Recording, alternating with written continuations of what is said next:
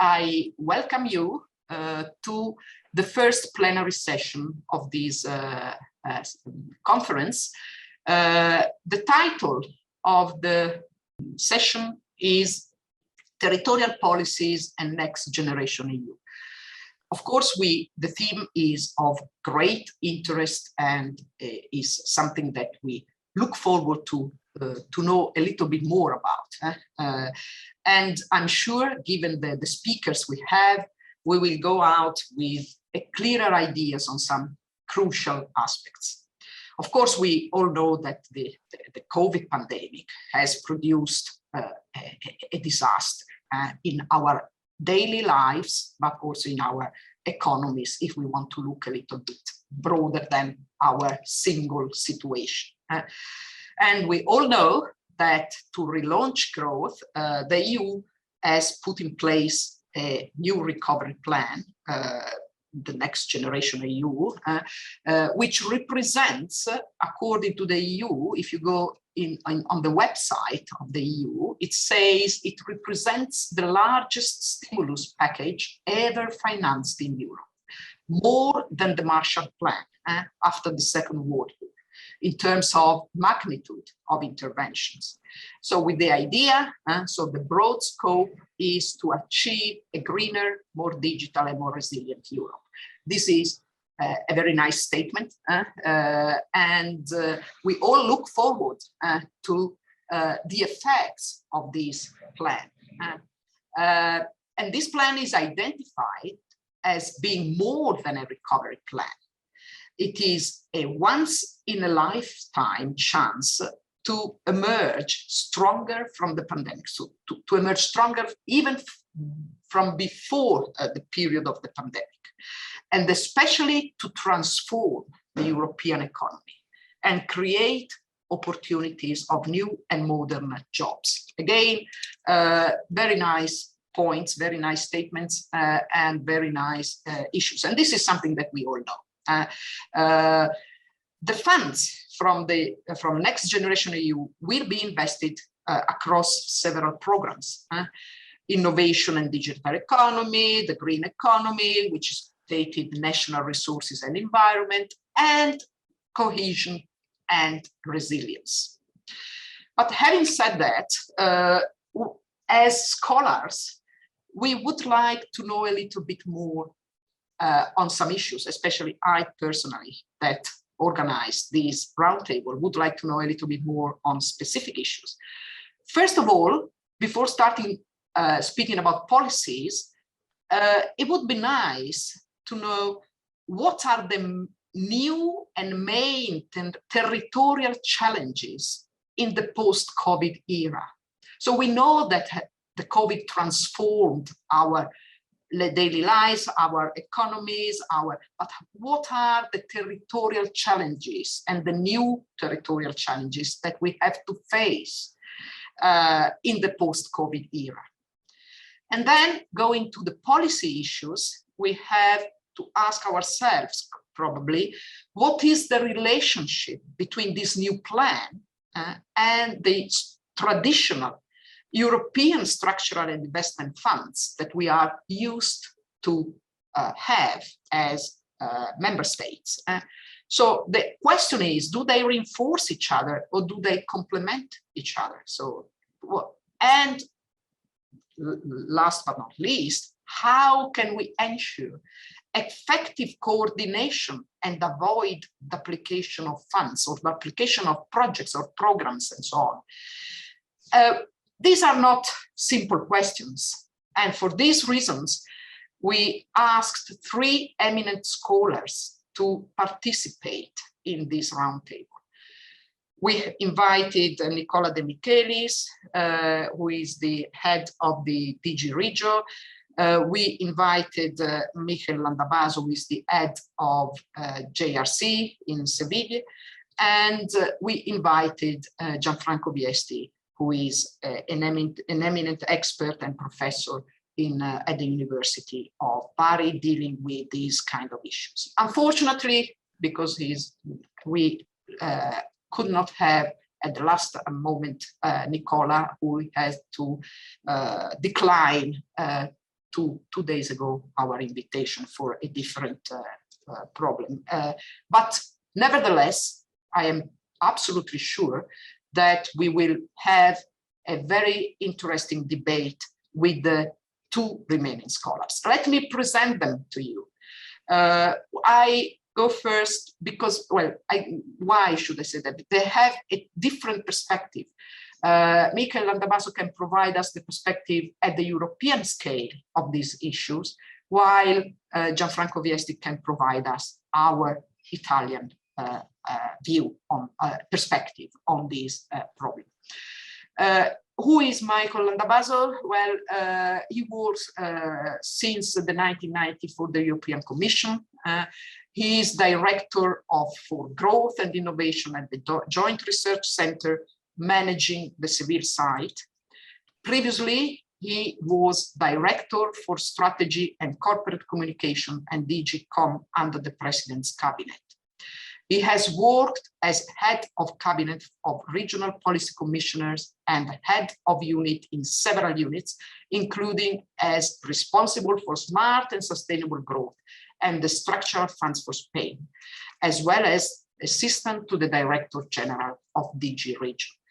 These jobs covered both policy design and policy implementation. So he is really a person who knows how to build, to design, and to implement such policies.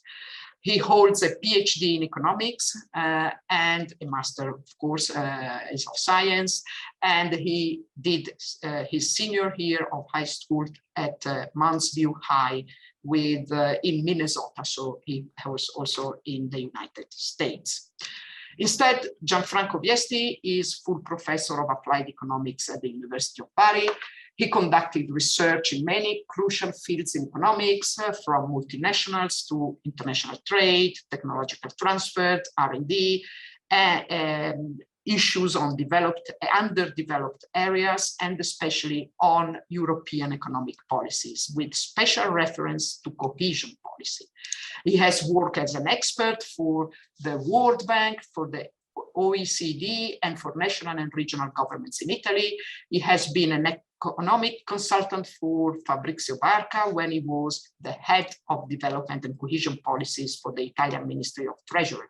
He has been an economic consultant for the Italian government at the time when Romano Prodi was our prime minister. He is the author of many scientific publications in books and reviews. All of us know and have read his work, and he is developing at present research activities on the Italian Piano Nazionale di Rilancio e Resilienza and on the industrial policies that we are launching in Italy. And this is, so it's a great pleasure to have both of them. As you have heard, they are absolutely fantastic to reply to our questions. I would like to start first with Mikel Landabaso, asking him to reply to the first question, where he can tell us a lot, that is to say, what are the main territorial challenges in the post-COVID era? Mikel, thanks a lot for accepting our invitation, and the floor is yours. Thank you so much, Roberta, and good morning, Gianfranco and colleagues. I'm really honored to be here. And also I have a lot of sympathy for these regional economics, you know, because I was also secretary of the Regional Science Association in the Basque Country in the late 80s. And, you know, we were always complex economies, you know, looking to these macroeconomies that have very clear answers to all these difficult questions. And we were always doubting and exploring, and we continue to do so, but don't tell anybody, please. I'm here also with Andrea and with some of my colleagues for the difficult questions. And the questions you are putting, Roberta, are not easy. I mean, let me respond to this question.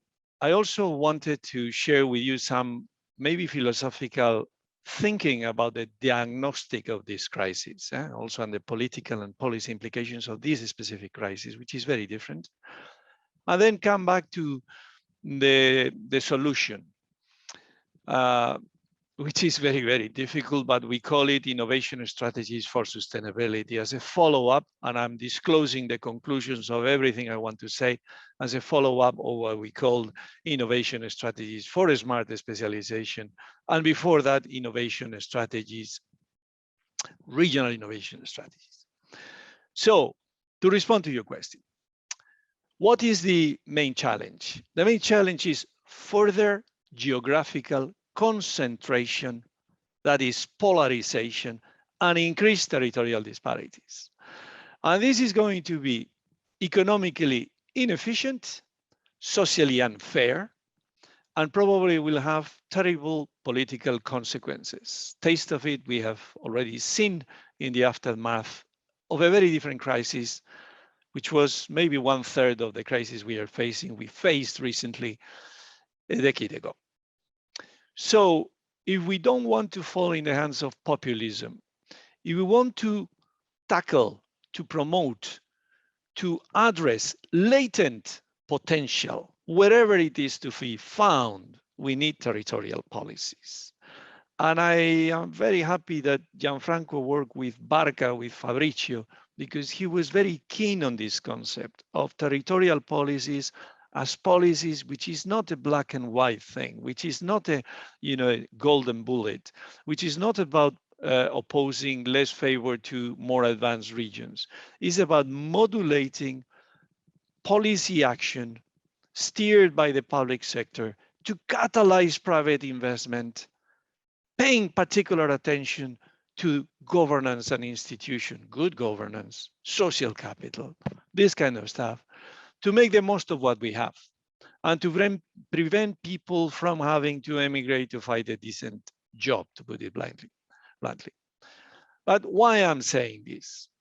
Let's put a bit of numbers, because we are the JRC, and what we try to do, which is very exciting, is really to convince our political masters that with science, reason, and evidence, you can ground good policies. And this is new, and this is one of the few good effects of this COVID thing. Science is popular again. So let me just quote someone that is not us, and then I will tell you about the excellent research my colleagues, including Andrea, did in analyzing the socioeconomic impact of this crisis, including the increase in the Gini coefficient, the different asymmetric impact by sectors, by territories, by gender, etc. that I will refer to if we have time a bit later. But let me quote McKinsey, okay?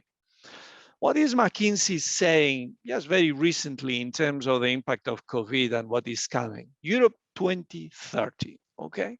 They say three things. They say half of the jobs by 2030 will be created in just 48 cities, global cities. So there will be brain drain.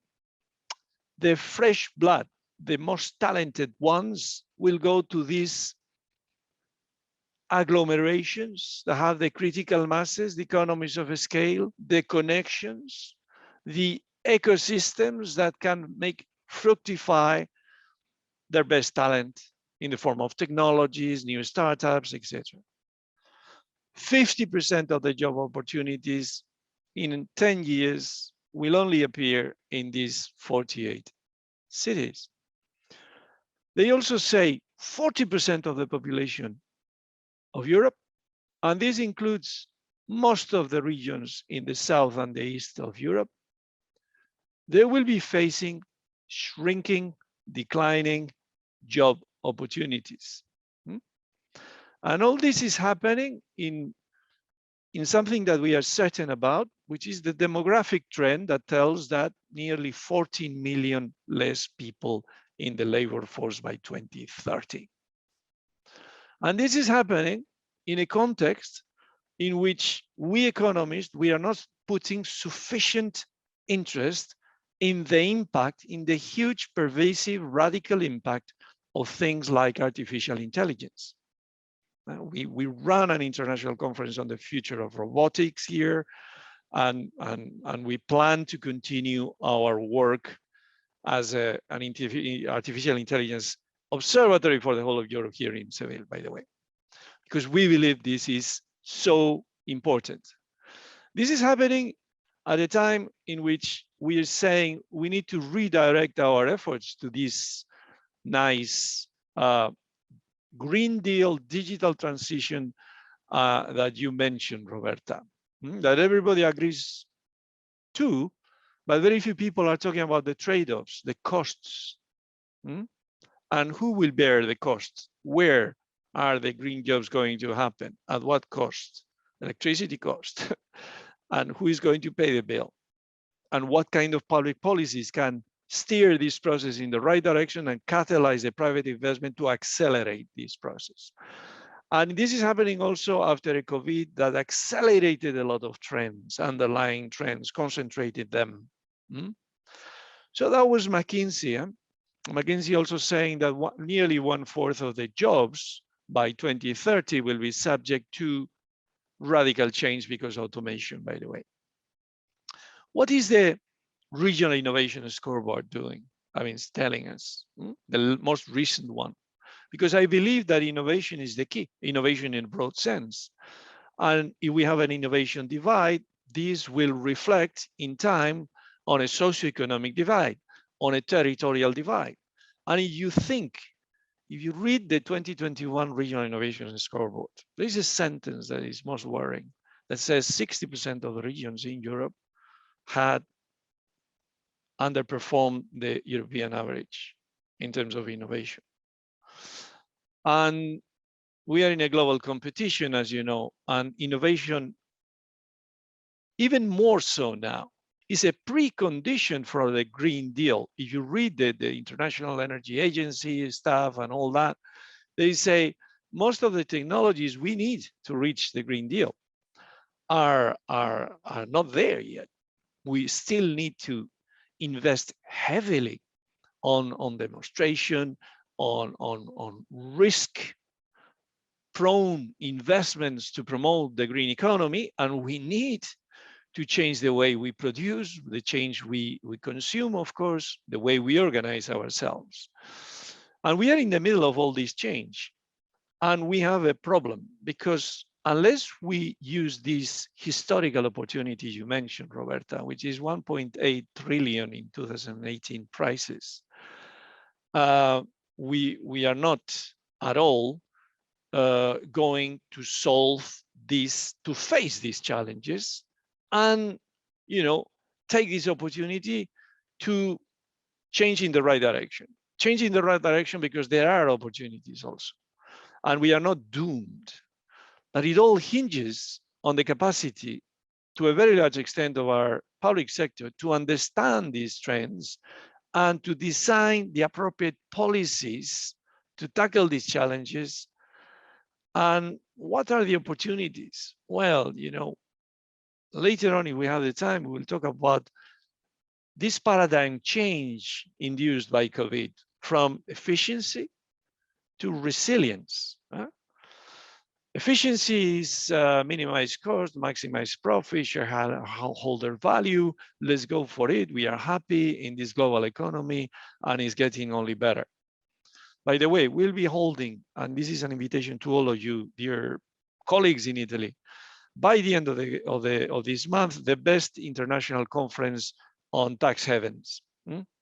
Because if we don't solve the dark holes of the global economic system in which we are, we won't have the money to sustain the welfare state, to consolidate the middle classes, and to have these policies that can tackle these challenges. But anyway, I'm getting lost. Just wanted to tell you, paradigm change meant that we are going into a resilience mode. Maybe you don't maximize so much profits, but you want to be sure that it's not about just in time, but just in case, as someone put it very aptly, And this means to some extent reshoring. Look at The Guardian last week talking about the prices of containers from China. How difficult it is to get your supplies on time now. I mean, is there an opportunity for our regions in the periphery to capture some of the business that is coming out of this paradigm change from efficiency to resilience? Have we understood all the consequences of this radical change? The other thing is COVID maybe showed us that we can telework a lot more without diminishing our productivity. I read the productivity figures yesterday on the latest ones. And by the way, Italy is slightly above the OECD average and Spain is slightly below. But, you know, teleworking is changing also the map geography of work, or could. And we were very, very bad at it, particularly in the South, in Italy and Spain. And maybe COVID has shown us the way. And this links into all these issues about digital nomads, freedom to settle wherever you want, as long as you have the conditions, once again, policies that will valorize your talent and would allow you to work from wherever you choose to, with a number of conditions that we in the JRC are trying to identify. For example, on the 16th of November, and you are all invited, we will start with these startup villages. How can we revitalize the rural areas, the small cities, the faraway regions? What are the conditions for them to capture some of these digital nomads or high value added professionals, I don't know how to put it, to attract them and to retain them? And in particular, in the face of what is happening, you know, the depopulation in Spain is a real problem. That, together with the changes, the demographic changes, is giving you a map which is rather worrying. So in a nutshell, I'm going to shut up. The last thing I wanted to tell you about opportunities for our kind of regions that worry us in particular is also sustainability, the change in consumption behavior.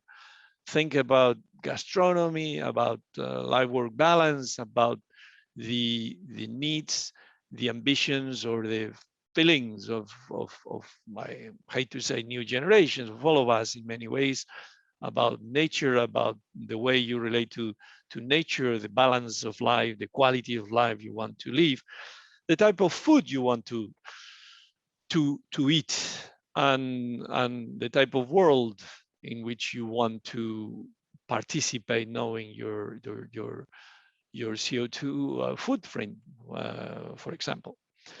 And bottom line, we are in an old debate, you know, in this business. And I cannot help not thinking about Hirschman and Myrdal, about polarization and backwash effects, about the spread effects, and about trickle down. Trickle down in the sense of Hirschman, of course. And we are back to that.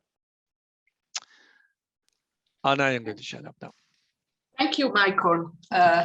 Thank you for providing us, for opening us more than we thought our eyes on the, let's say, the terrible heritage that we that we received from the COVID. So we are in front, as you said, of another period of increasing disparities and social inequalities at all levels, different spatial level and different social levels, so social conflicts and so on. So this is a really, let's say, a tremendous picture that we have to face. So now the question is, how is the European Union thinking of facing these types of trends and counter-facing, hopefully, these kind of trends?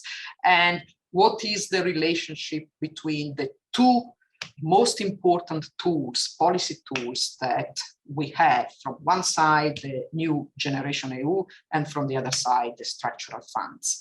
I would like, again, to ask Michael to give us the European Union, and then we ask Gianfranco what we are doing in Italy. And thank you, Michael. The floor is yours again.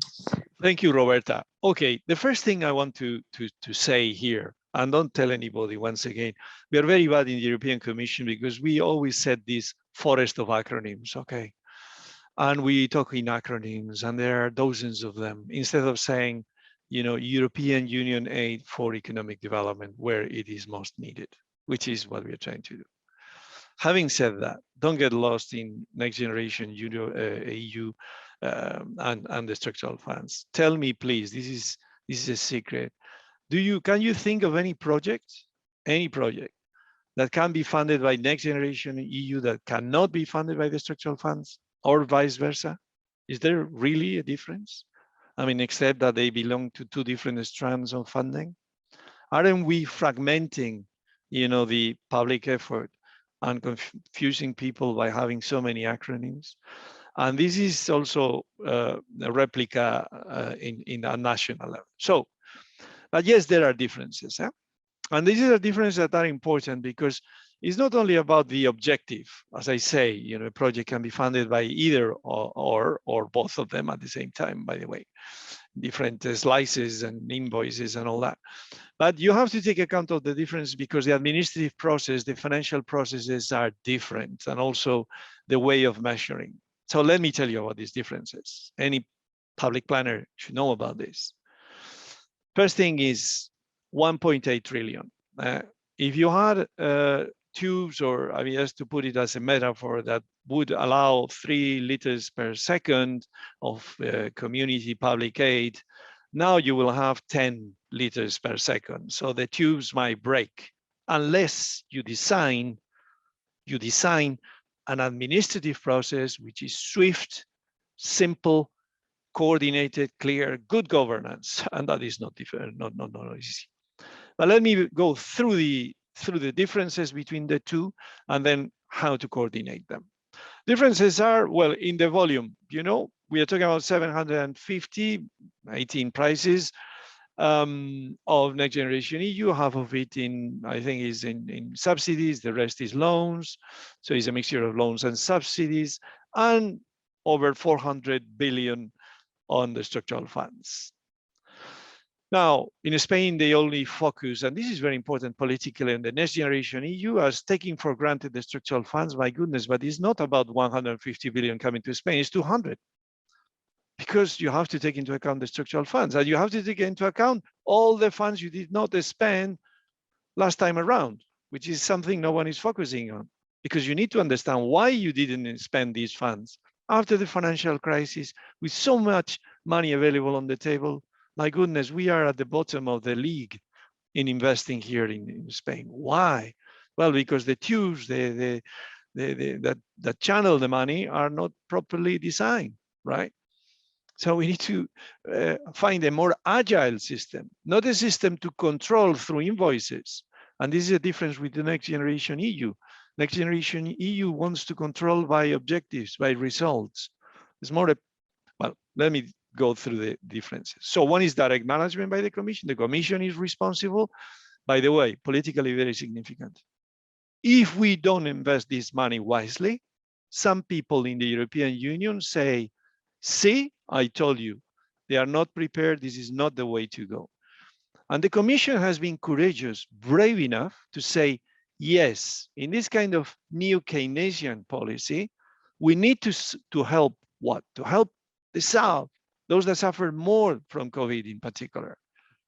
And we are putting on the table this money, trusting these people that we will do their utmost with the money.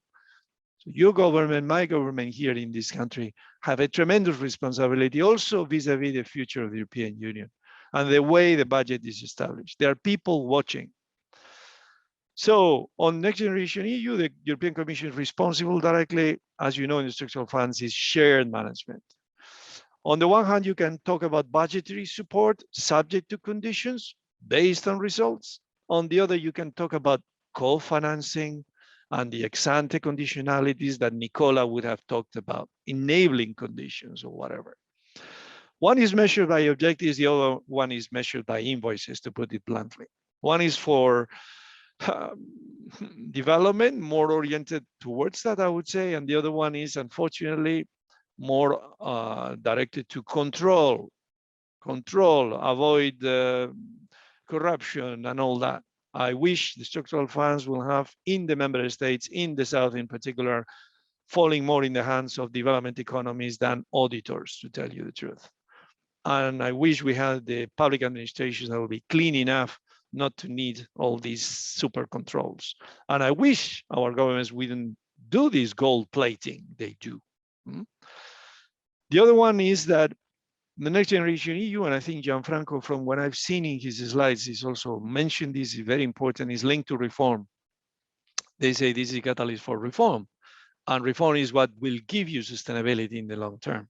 The other one is loosely linking to reform. We've been trying for years to put the structural funds also at the heart of the semester process. And one could ask himself, why is this so difficult? And maybe it has to do with the way we understand economics and what it is good policy and what recipes work and which ones don't. We are messy economies, regional economies, maybe the macroeconomies, they have it all very clear, always won these kind of battles. The last one is about the role of local authorities. And this is fundamental because we are talking about good governance. What happens with Next Generation EU? Has the headlines of all the newspapers, right? So the politicians feel the pressure. They need to pay particular attention to this money because this is their reputation at stake. And there are political issues at the stake here on this. But they had to do this in a rush. Did they have time to involve properly the local and regional authorities in the planning? Did they have time to develop policies which are not place blind? Did they have time to coordinate properly with the structural funds that are at the end of the day funding the same, in a different way, as I say, but the same time of projects?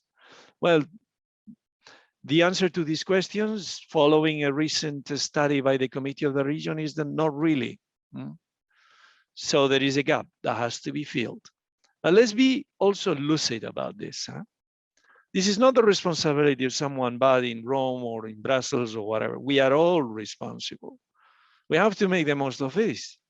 And our politicians, regional politicians, local politicians have to lobby intelligently if they feel that they are set aside. They need to come, not just give me my piece of the cake, come with ideas on how to invest this, how to coordinate funding.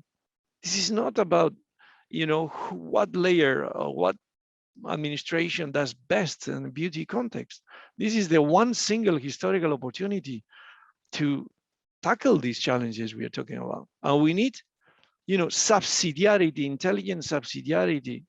And that means all rowing in the same direction, from the local to the regional to the national, and transparency and good governance and discussion. And to me, strategic planning. And with this, I shut up.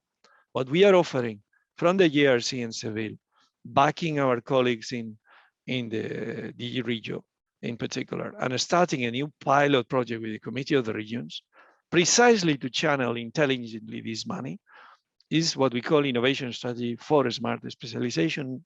We call now for sustainability, a method, a process. I remember, now that Gianfranco is here, discussing in Bari almost a decade ago, I think it was, with Nicky Vendola. He believed in this thing. He mobilized the stakeholders around it. What is the method of this strategy? Strategic planning, messy strategic planning, but a good strategic planning, which is listening. We call it in a fancy term, entrepreneurial discovery process. My friend Foray calls it like that. You can call it demand pool. You can call it, it's about innovative milieu. It's about all these things we've been discussing, Roberta, for 2 decades. It's about mobilizing with a triple bottom line, the people that have the ideas, that take the risk to invest, that know that the local ecosystem is critical for the success of the diversification and the modernization of the economy, or the transformation of the economy. Anyway, and I'm going to shut up on this one. Thank you. Thank you very much, Mikel. This was very interesting. Of course, yes, it seems that the keywords are always the same, let me say, but so embeddedness of the policies in the local environment, strategic planning, and cooperation with local stakeholders in general. It seems that we have not found the right way or the right recipe to make this happen, at least on average. Probably there are success stories where this has occurred. I'm really delighted now to listen to what our friend Gianfranco can tell us about Italy and what we are doing with our Piano Nazionale di Rilancio e Resilienza. Grazie Gianfranco, please, the floor is yours. Buongiorno, thanks a lot for the invitation. It's really a pleasure to be here. I think what I'm going to say about Italy will be coherent with the framework that Mikel gave us in the last half an hour. To do this respecting time, I will use some slides that you should we see them now. Yes. Yeah, and so the topic is National Recovery Plan, Structural Funds, the acronyms Mikel was mentioning, and Territorial Policies in the Italian case. A couple of minutes to remember where we come from. We are coming from a terrible decade with low growth, with increasing territorial disparities in Italy, both old territorial disparities, southern versus northern regions, and new territorial disparities, an urban-rural divide, or the problems of areas in the middle income trap, even in the center and in the northwest of the country. In this period, public deficit was the core of the problem for public policy, so the size of fiscal balance was more important than the policy composition. Also due to the relevance in the public debate of a kind of free market extremism, saying that public policy are the problem, so you should not discuss of which public policies to do, but how to reduce them. The effect of all this was a decline, a strong decline in development expenditure, that is capital expenditure, public investments, and education expenditure. We still lack as a country an industrial policy. Industrial policy is not easy at all, but what we are doing are only subsidies for investments for firms. And we had a problem of awakening of public services, as we could see in the COVID pandemics as well for health. Territorial cohesion policies were in retreat. Their size was only partially substituting missing ordinary expenditure, but they had as well problems of quality, implementation, and timing. We also have in Italy, as Mikel was mentioning, a lot of money of the 2014-2020 still there. And last but not least, we are coming from a decade of institutional complexity and conflicts between regions and states, with a very dangerous process of weakening of local administration, of municipal administration, and problems of timing of public investment. Then the picture completely changed. Now growth policies are the priority in the political debate. The recovery plan is there for changing all of this in Italy. The European fiscal rules at the moment are not at the center of the debate, but it's not so easy. We do not have a magic wand. It's not only a problem of increasing expenditure, but it's a problem of quality of policies. We need, as a country, a new development strategies, a smarter development strategies, and a more equitable development strategy. Very easy to say, very difficult to do. And it is in this regard that the recovery plan and the structural plan come in at the center of the stage, because they are the instrument for doing this. They provide money, they work with EU conditionalities, they design reforms, as well as having precise timing, targets to be met, and they cover, as we will see, all public policies, so they have a strong influence of all national policy. So recovery plans, structural funds are the key issue for Italy's future. But as Mikel again was mentioning, they are key for the role of Italy, the possibility of voice of Italy in the European Union. They will be crucial for the EU decision-making, what new stability pact, future new initiative for growth. So everybody, not everybody, but a lot of people in Europe is looking at Italy because the EU needs the Italian success. Now, we have the two. We have a recovery plan and structural fund. And what we know, and Michael as well was mentioning, is that a coherent design and implementation taking into account territorial strategies, taking into account the difference of places may provide better results. Now, what do we know about that? Are we doing this way? Are we preparing the policies for the next, say, 3 to 5 years in this way? Let's stick. The answer is we still don't know. So I'm sorry, I cannot give you any certainty about this, but I hope in the next slide to provide some food for thought regarding the complementarities between the National Recovery Plan and structural funds. Let's have some facts. The Italian recovery plan, we have a lot of description of the recovery plan. Let's try to say the basics about the plan. Is very large. It's much larger than in any other European country.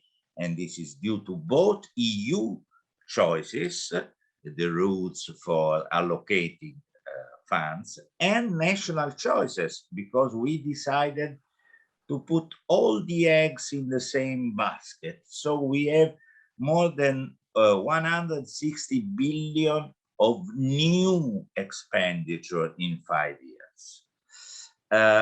Which kind of plan do we have? We have a, let me say, a technical more than a political plan. This is due to the political circumstances of having been written by a government of national unity without any public debate. The plan was written without discussing it with trade unions or employees association or with experts. The key issue of the Italian plan is modernization more than change and transformation. What is there inside the plan? Inside the plan, you can find everything, all public policy domains, with a lot of projects, too many projects, a lot of goals. In the Italian plan, you can find 187 investment lines. This is an estimate I produced with the help of the documents of the government and of the parliamentary commissions, detecting kind of expenditure that are different among each other. So there are 187. 2/3 of the funds are public investment, and very interesting, the national plans calls for a very large effort of municipal governments, both in design and the implementation of projects. 67 billion will be spent by municipalities. The plan has a sectorial approach. So in our view, the risk is having a sum of projects in different places instead of their integration in territorial strategies. And the plan has as well a top-down approach. There was no role for regions in designing the plan. There is a very small role for regions in implementing the plan, and studying the plan, studying the different 187 investment lines, you find that most of them, 122 investments lines, do not have any territorial indication. In the plan, you cannot find any specific strategy for lagging regions or to middle-income regions, with a notable exception that is the strategy for internal areas. And the policy for the Mezzogiorno in particular is based on quantity of money. There is this general expenditure reserve of 40% of the total, but its effectiveness is under scrutiny, is questionable. People interested can find an analysis of this on the website of Forum Disuguaglianza e Diversità. Last but not least, several lines of investment are based on competition among public administration. So there is a risk of concentration of resources in the more efficient of them. Structural funds, what 2021, 2027, what we know about them, we can say the following based on the partnership agreement that is not signed yet. They have substantial resources, 82 billion in 7 years. They have a very interesting new geography with Marche and Umbria in intermediate regions. And they have the 5 EU priorities plus the Just Transition Fund. They keep their geographical concentration.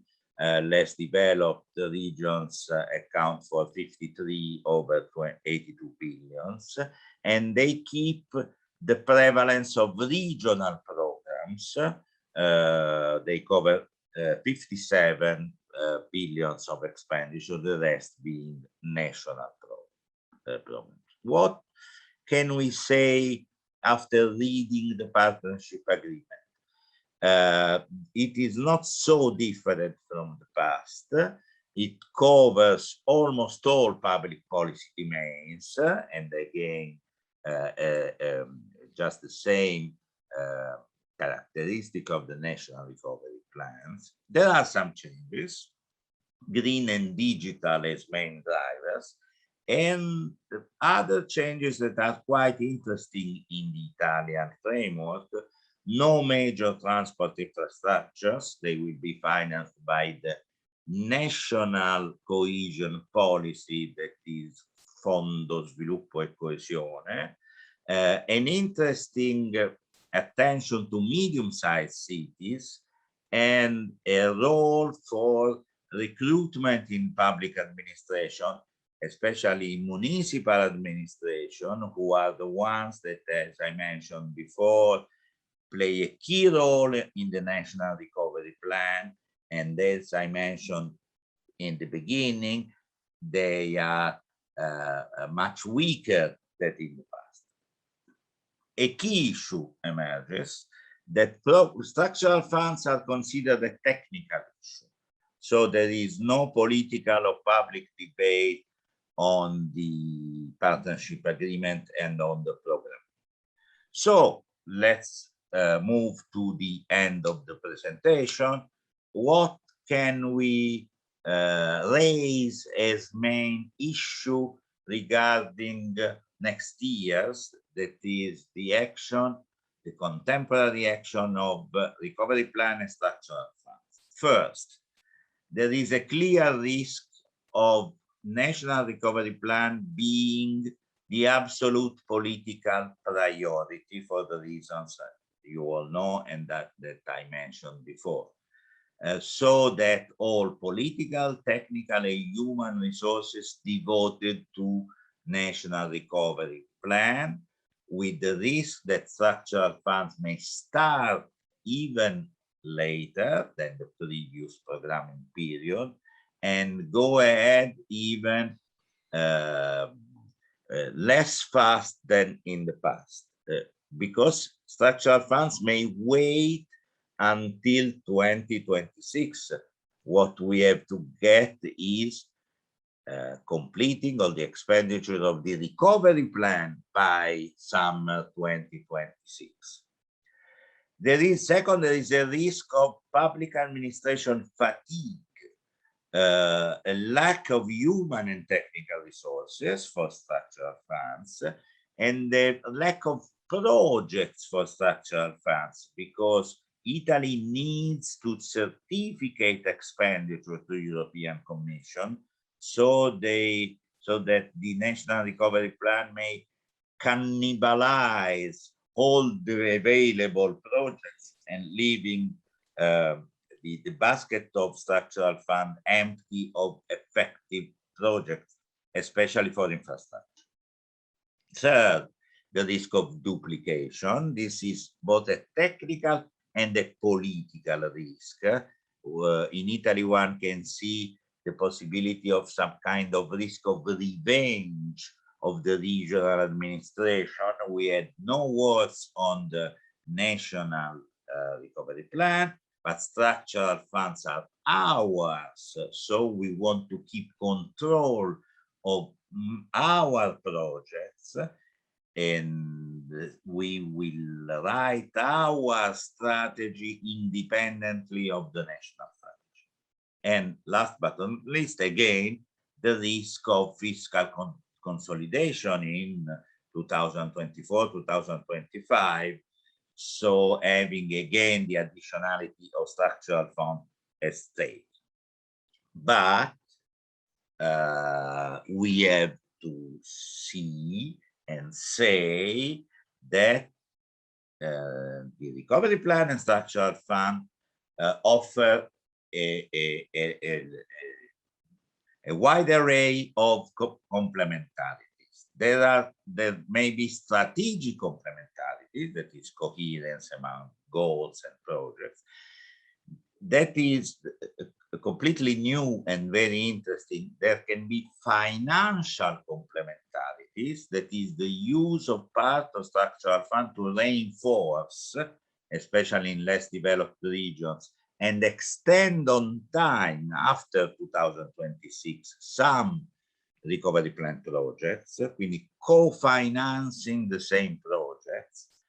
And what matters more for us, a territorial complementarity, that is taking the recovery plan projects for given and designing structural funds to develop real territorial, regional territorial strategies.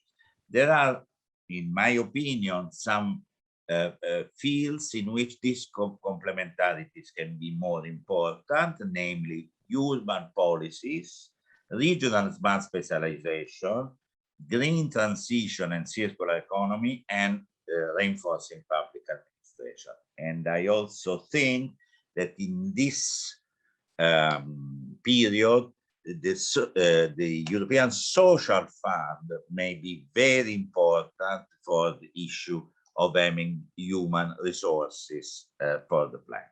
Summing up and concluding with my last slide, let's never forget that the recovery plan and structural funds provide the largest chance for Italy of the last 30 years. But their success is not to be taken for granted. Their integration is very important. we are not still there, but we cannot exclude at all that complementarity will be achieved. So next month will be crucial in this respect. What do we need, as Roberta was asking?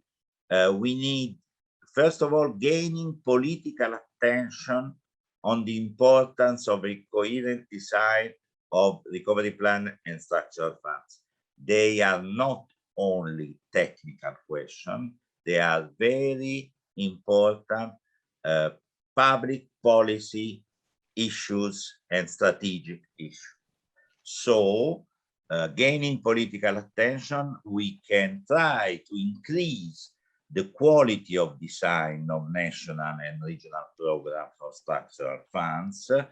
There is a danger of continuity without taking into account the profound changes in our economy and society and the presence of recovery plan. For this, we need a rich public debate. And again, last but not least, we have to take seriously the issue of coordination. We need to simplify and to increase vertical cooperation between state and regions, between regions and cities, also taking into account the implementation of fiscal federalism. And we have to, again, to call for a strong horizontal cooperation that is taking into account social forces and citizens. As Mikel was mentioning, we need the help of all the people who have knowledge of the possibility, who are ready to invest. Complementarity between national recovery plan and structural funds also means adding to a technical national document the mobilization of local communities to add to the sectoral lines of national reform plan what can really be a strategy and the process of local development. And let's hope that this will be the case. And I think that this puts a quite relevant, Roberta, responsibility also on us as scholars to be a part of the discussion and trying to provide a suggestion to the decision makers. Thank you, Gianfranco, for this quite interesting, again, picture framework of what are the risks in front of us and but especially also the opportunities and what can we do in order to not to lose this opportunity. I think that really, apart from Europe, if Italy loses this opportunity, is really the end of our, let's say, modernization possibility. So let's hope for the best, and we have to do, all of us, a big effort also in terms of being part of the political and technical debate, scientific debate that will be there in the next months, probably because we don't have so much time, I think. So now the floor is, before I start, because I have already spoken, so I would like to ask, unfortunately, we have this tremendous system, a terrible system that you have to put your questions in the chat. We can, or yeah, I think that's the way. Domande, chat, please add if you want to ask something to our speakers. Please write that in the chat.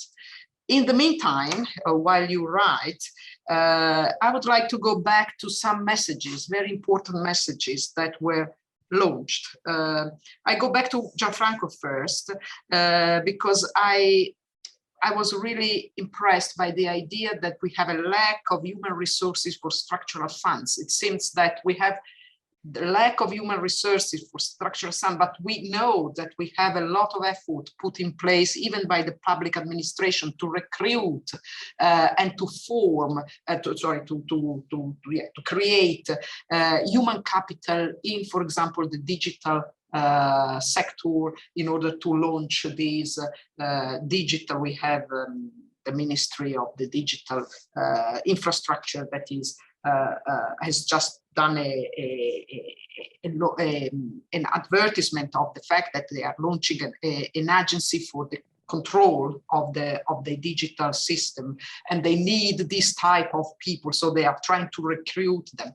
I wonder whether these types of efforts that are put in place for the next generation, for spending at best the funds that we have in for the recovery plan, could not be useful, or could be not open also to the structural funds. So we are going to create young people able to let's say respond to the two possibilities, to the two tools, and that's a first question. The second one is you said we need to increase the quality of the design of the national and regional programs, and then this is a question for both of you. We had a lot of experience in the structural funds in terms of success factors and success stories, and also in terms of failures, of the fact that we were not able. Spain, we were told, Spain is a country where these resources are not spent enough. And so why is that the case? And can we learn from 30 years of structural funds experience in order for the recovery plan and for the structural funds to be more successful than in the past? So I start with these two questions, and then we see whether someone would like to ask something. Please, Gianfranco first, probably, and then we see. Thank you, Roberta. The issue of human capital, of people working for the success of both recovery plan and structural funds, in my opinion, is absolutely crucial. Because, as I tried to show with the first two slides, we are living in a completely different scenario, in which public policy are again at the center of the stage. But we are coming from a decade in which this was not at all the case. In particular, the people working for Italian municipal administration decreased by 20% in the last 10 years. We were not recruiting at all. So we have a lack of young people and people with a good qualification. In the Mezzogiorno, it's even more sensible. This team think, please, that only 1 out of 5 people working in municipality in the Mezzogiorno has a tertiary degree, and only 1 out of 5 has less than 50 years. So this is a crucial issue. The same is true for ministries and regional administration, but I think to a lesser extent. The key issue is people on the ground in municipality. This is crucial for the implementation, for a good design. Please take into account what I mentioned before, that the part, not a small part of the Italian recovery plan will be allocated on competition between public administration. So we need people in public administration to design projects and to implement projects. And we can have a north-south divide. We can have a divide between larger cities, which generally speaking are positioned better than smaller municipalities. So this is a crucial issue. As far as the design of the programs, we have, of course, a problem of timing in implementation, both in Spain, as Mikel was saying, as in Italy. We were leaders in this respect we have been leaders in this respect for many years. But let me say that now I do not think that this is the key issue. We are still spending 1420. We will have together the expenditure of the recovery plan and structural funds in the next 5 years. Please, Roberta, note that we will have 30 billion incremental expenditure in public investment per year in Italy. So doing this, technically doing this is not easy. I think that the timing, of course, implementation is always a problem. But I think that now the key issue is designing of the national and regional program for structural funds. What I fear is that people there will too much easily take previous program, rewriting them, instead of taking into account COVID and recovery plan.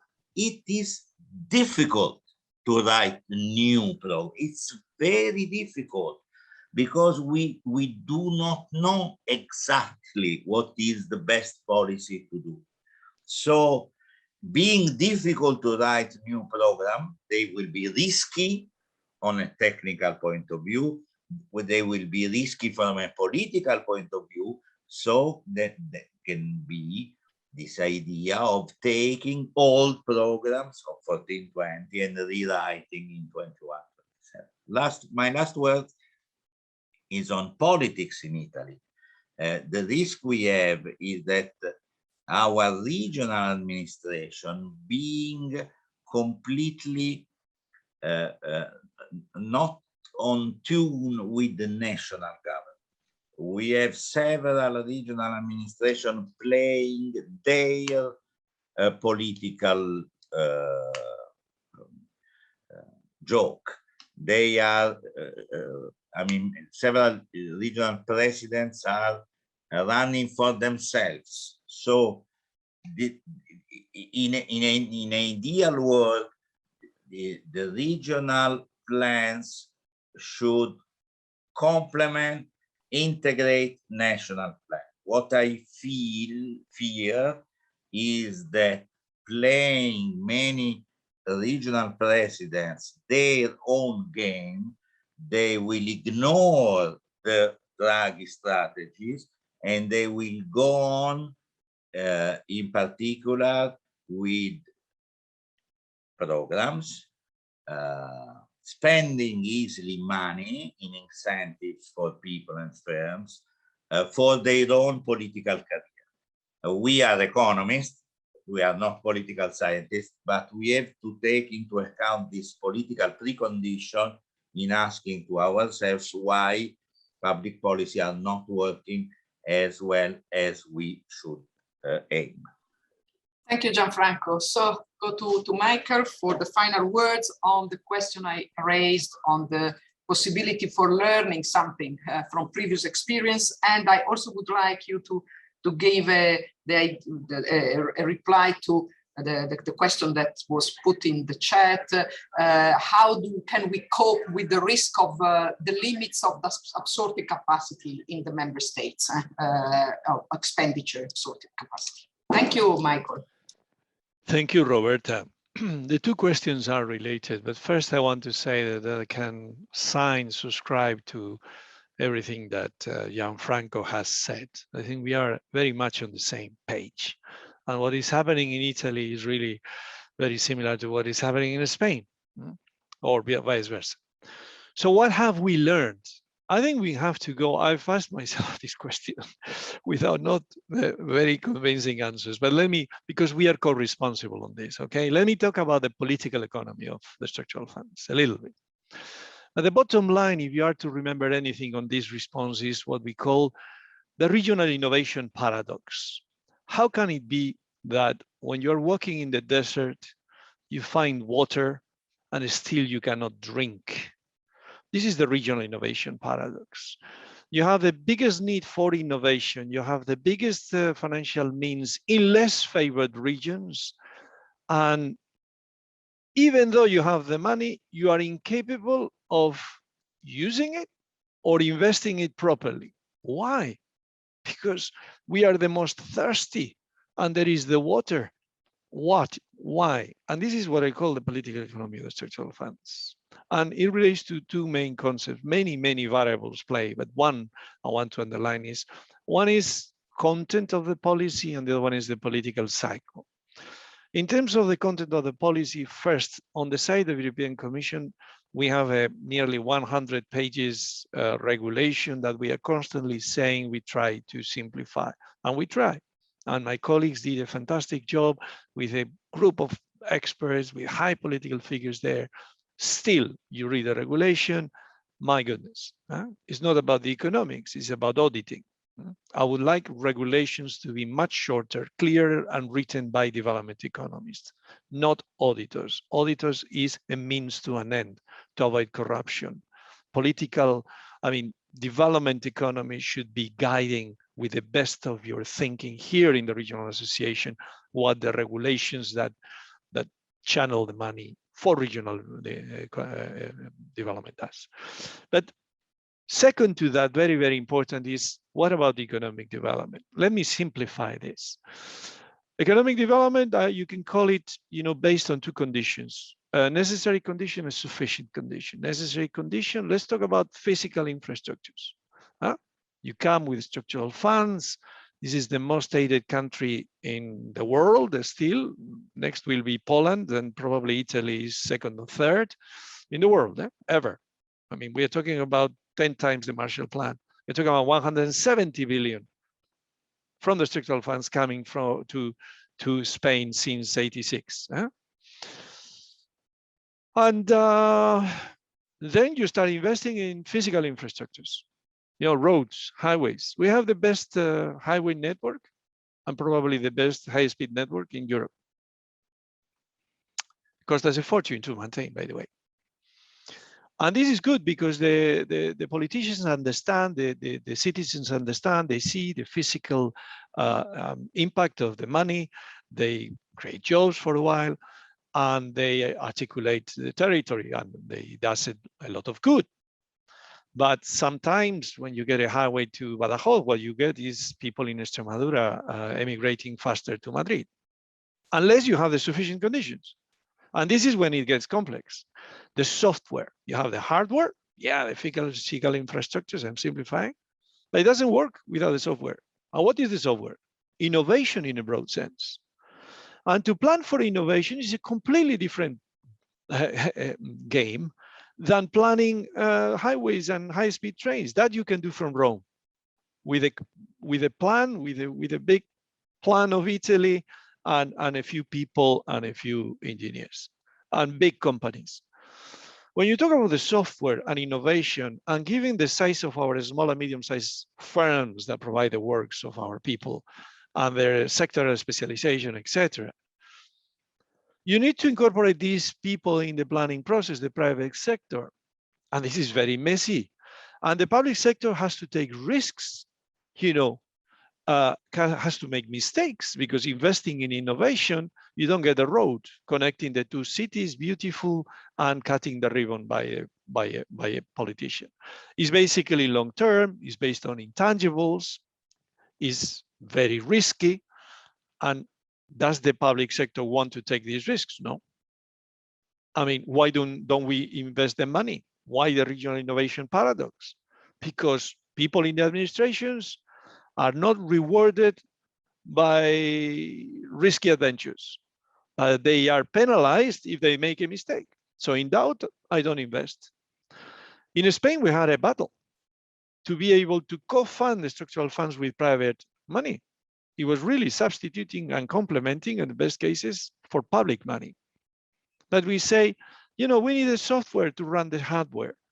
And you need the private sector, the promotion of innovation in a broad sense. And for that, you need to organize the process of consultation and participation in the strategic planning process by the universities, the technology centers, the private sector, and the public sector hand in hand. This is messy, this is complicated, and you need patient capital, deep pockets, and it goes beyond the political cycle. So a politician confronted to cutting a ribbon of a new bridge or getting this mess of promoting innovation with all the risk of making some people happy, others unhappy, and maybe corruption, makes for a very traditional regional policy that doesn't work as good as a most or more courageous one, more innovation-based regional policy.